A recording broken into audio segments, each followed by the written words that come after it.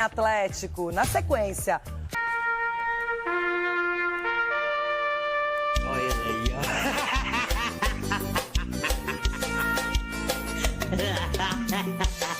Olha aí, ó. Não tenho culpa, não jogo, não treino, não estava no estádio. Quem diria? Tudo errado aqui no jogo aberto. Claro, com exceção, obviamente, do Ronaldo Giovanelli, que é sempre contra o Palmeiras em qualquer circunstância, situação. Agora, Dedê, o bom dia poderia ter sido bem melhor hoje, hein? 3-1, que sapecada, Denilson Show. Ô, Loirão, bom dia. Aquele, fora os ameaças também, acho que cabe, hein, pai? Rapaz do céu. E não tinha... Os caras não estavam mal mentalmente, mano? O Arthur Jorge deu a coletiva e todo mundo imaginou que era desespero, estratégia de última hora. E o cara tava certo, hein? Posso falar? Parabéns, viu, Botafogo? Pô, que personalidade. Porque eu achei que já era. Falei, mano, mentalmente já era. Os caras voaram, pai. O Chiqueiro pegou fogo. Rapaz, que jogo, hein? Que jogo. Parabéns, Botafogo. Personalidade. Ó, eu vou dar só uma mas folguinha não acabou pra ainda, você. hein? Tá, mas assim, você vai ter uma folguinha bem rápida aqui no programa. Depois, prepare-se, não posso fazer nada. Tenho limites também. Nossa, negão. Agora aquele recadinho e na sequência bem mais da vitória. Nossa, negão. 8 minutos de marcha fúnebre, negão. Tudo certo, futebol é imprevisível. Ontem eu disse assim pra você, ó, vou falar uma coisa bem específica. Tudo pode acontecer nesse jogo. Você falou, não é bem assim, será? Só que chamar Abel Ferreira de burro, eu sei que foi um pedaço da torcida, alguns, mas, gente, os últimos 4 anos do Palmeiras são espetaculares, acima da média, competitivos. Não acabou o campeonato agora, claro que tomar 3-1 em casa. Dedê, vamos contar essa história para você comentar os lances polêmicos, as reclamações, falar de tudo um pouco, porque esse jogo foi tudo e muito mais para quem era considerado uma final. Não, eu não quero falar, não. Quero falar, não. Premonição ou provocação? Antes do jogo contra o Palmeiras, John Textor, o dono da SAF do Botafogo, mandou essa. We're going down to São Paulo. We like playing in their stadium. We do well in their stadium. Seja qual for a interpretação, o americano se deu bem. O Fogão venceu por 3-1 e chegou à 3ª partida invicta no Allianz contra o Verdão. De quebra, abriu 3 pontos de vantagem sobre o rival a 2 rodadas do final do Brasileirão.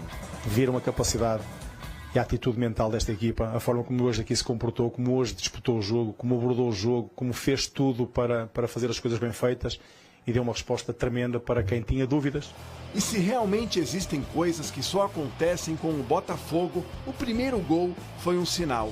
O time não havia incomodado o Everton até que uma jogada de bola parada silenciou o estádio. Alex Telles, Almada e a batida de Gregory, volante de apenas uma bola na rede pelo Fogão. A segunda, a de ontem à noite, foi inesquecível. Gregory, numa jogada ensaiada do time do Botafogo. Nenhum dos escanteios é escanteio.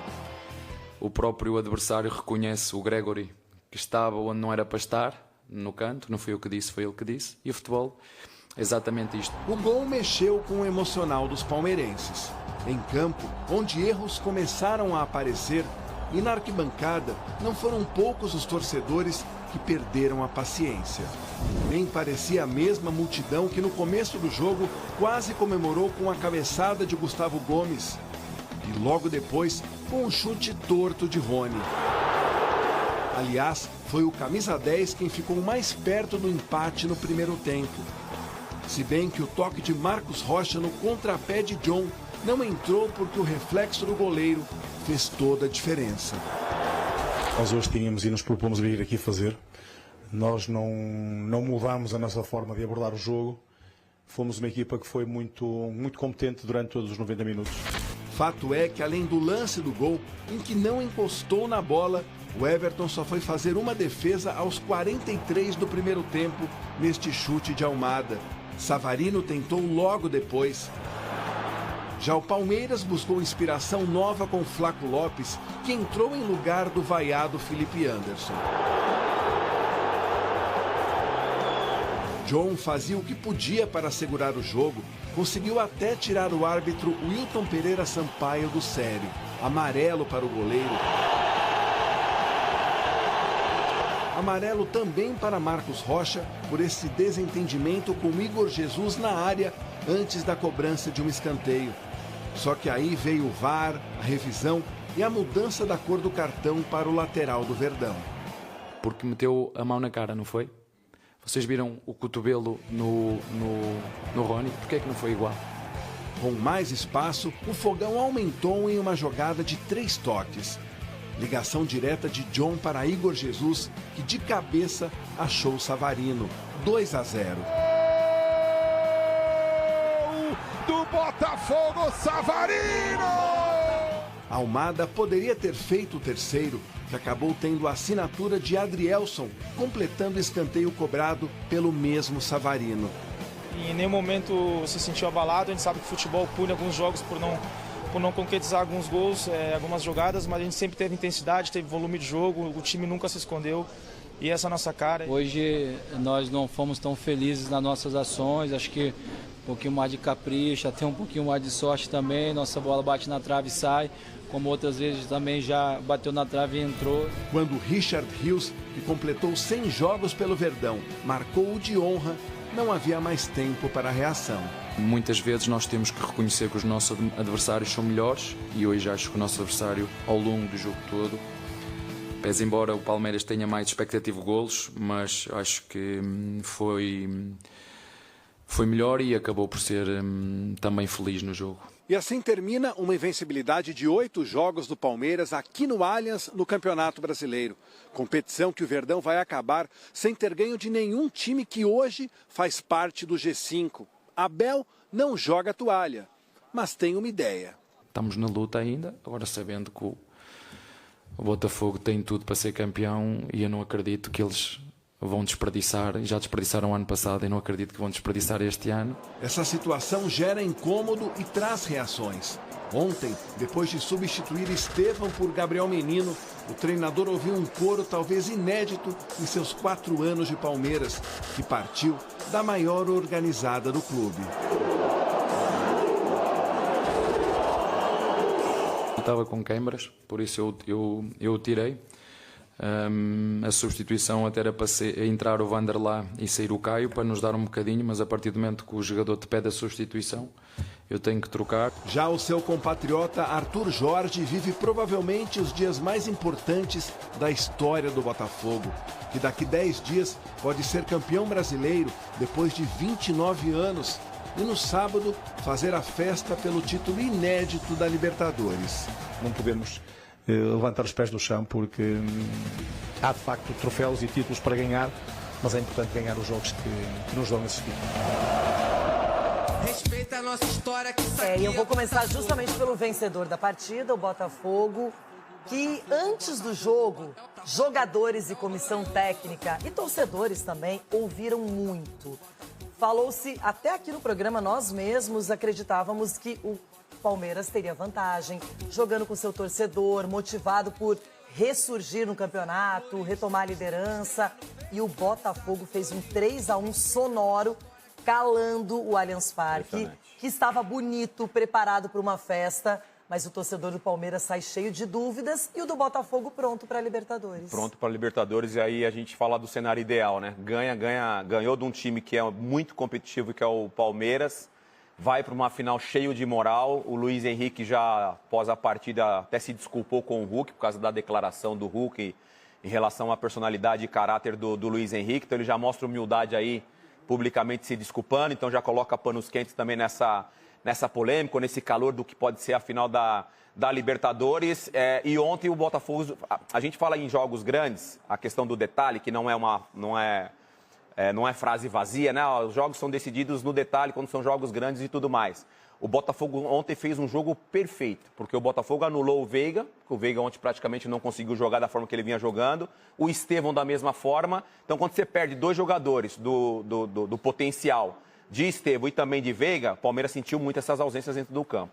Agora, o Botafogo, ele não se intimidou, porque ele sai na frente, depois faz o segundo gol, tem a expulsão do Marcos Rocha, que também contribui para o time ficar mais desajustado, no caso do Palmeiras. E aí o Adrielson, que entra no lugar do Bastos, acaba sendo o definidor do placar. E depois tem o gol do Palmeiras, um gol que a gente até vai discutir, para muitos poderia ter sido marcado o impedimento do Gustavo Gomes, que participaria da jogada.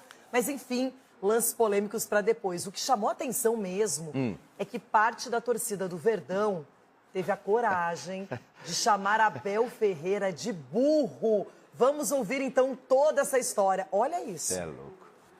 É verdade o que tu disseste, houve uma pequena parte da torcida que tu falaste, muito bem identificada, que falaste o nome, mas tu viste qual foi o que a torcida toda fez, não é? Isso demonstra muito bem o carinho que a torcida tem por nós. E muitas vezes eu entendo são muitos títulos juntos, o Palmeiras, às vezes eu fico a sensação que o Palmeiras ganhou sempre, e vocês sabem aqui no futebol brasileiro que é muito difícil uma equipa ganhar de forma consistente, vocês sabem isso, não é de hoje, é histórico, porque tem bons treinadores nos outros lados, tem bons dirigentes, tem bons jogadores, tem bons recursos, mas a verdade é que hoje o nosso adversário correu tudo bem ao nosso adversário, mas como disse ao teu colega há pouquinho, ainda não há campeão. Há um que realmente tem tudo para ser campeão, que é o Botafogo. Ainda não tem nada definido, eu concordo com o Abel, mas para o Botafogo foi um excelente resultado. Todo mundo vem tratando esse jogo da 36ª rodada no Allianz Parque como final. Foi uma final. E uma final que favoreceu o Botafogo, que mostrou competência, não se intimidou com o ambiente, com a qualidade ofensiva do Palmeiras, foi lá, fez os seus gols. E como vai gigante para a Libertadores? Uma coisa tem a ver com a outra? Não necessariamente. Agora, o ânimo, aquela coisa da confiança, ele já chega bem na Argentina. Não tenha dúvida, a confiança do Botafogo, ela voltou, e aí tentar ser coerente, né? Porque a gente falou muito realmente nesses últimos jogos do Botafogo da questão mental e emocional dos jogadores, e eles provaram ontem que eles não, que era só nós que pensávamos isso, que eles internamente não pensavam nada disso em relação à questão mental, emocional, eles estavam muito concentrados, fizeram um jogo muito, muito bom. O grito de burro pro Abel é completamente desproporcional com o que o Abel vem fazendo com o Palmeiras nesses anos todos que ele está trabalhando lá. Você vê que o Estevão, ele sai mancando ali. O Abel não tirou o Estevão por uma questão tática. Ele saiu por câimbras. Ele tirou o Estevão porque o Estevão já estava esgotado. Então, assim, foi uma substituição necessária. Só que o torcedor... Ó, a imagem do Estevão, tá vendo? Ó? Sentindo o campo, porque correu, tentou, foi muito bem marcado. Só que o torcedor não enxerga isso naquele momento, do calor da partida dentro do estádio. E aí acabou ali xingando o Abel ali de burro. E aí a gente tem que concordar com o Dorival Júnior, que diz que o futebol brasileiro é resultadista mesmo. Não olha o todo. Né? Faz tempo. Agora, lances polêmicos, começando com um escanteio que foi marcado pró Botafogo, que originou o primeiro gol na partida. O Gregory tira a bola, mas a arbitragem dá escanteio e na sequência sai o gol que inaugura esse placar.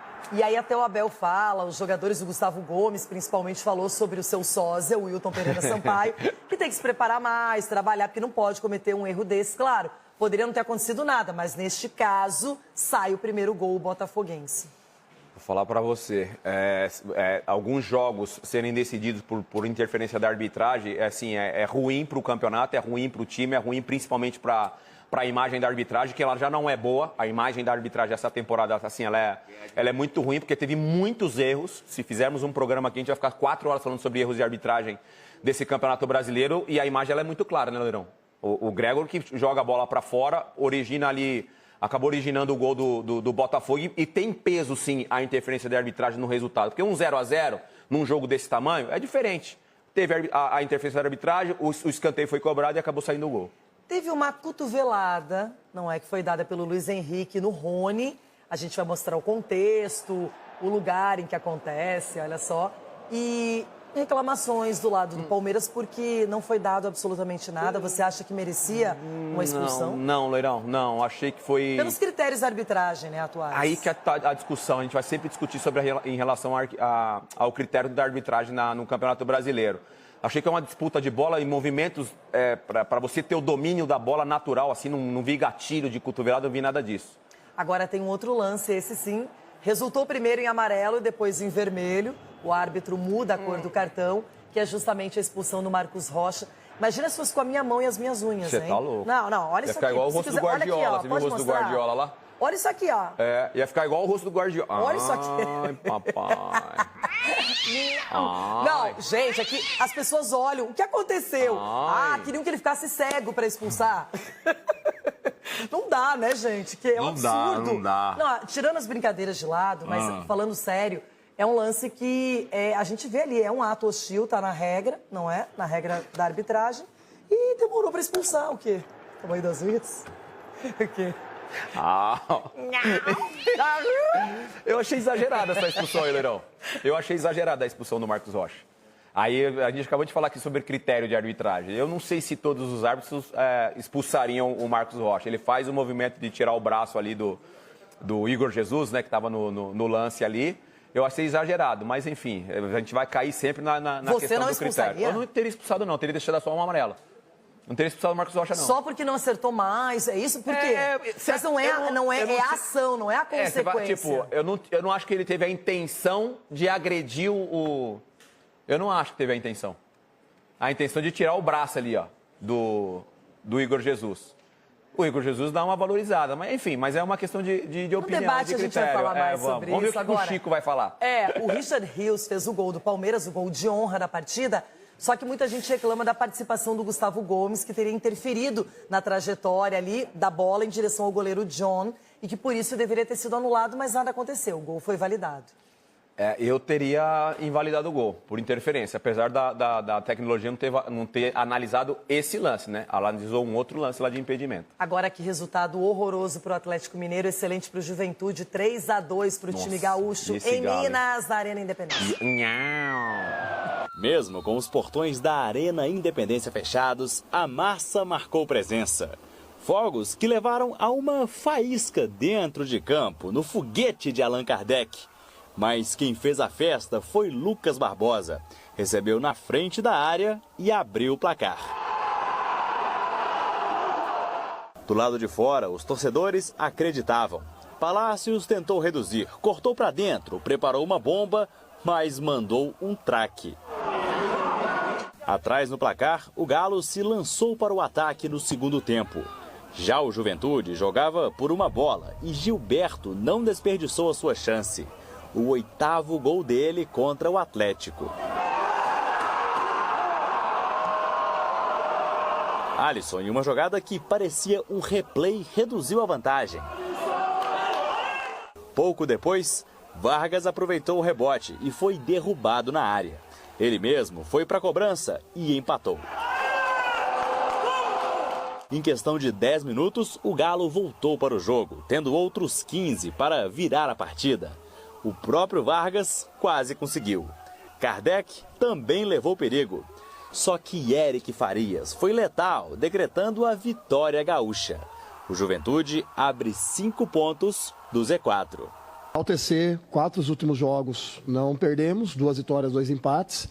Numa reta final dessa de competição, onde o campeonato é muito equilibrado, precisa valer muito. O Galo chega para o seu jogo mais importante do ano na sua pior sequência da temporada. Já são 10 jogos sem vencer, 6 derrotas e 4 empates, incluindo o vice na Copa do Brasil. Chegado à final é importante, mas agora queremos ganhá-la.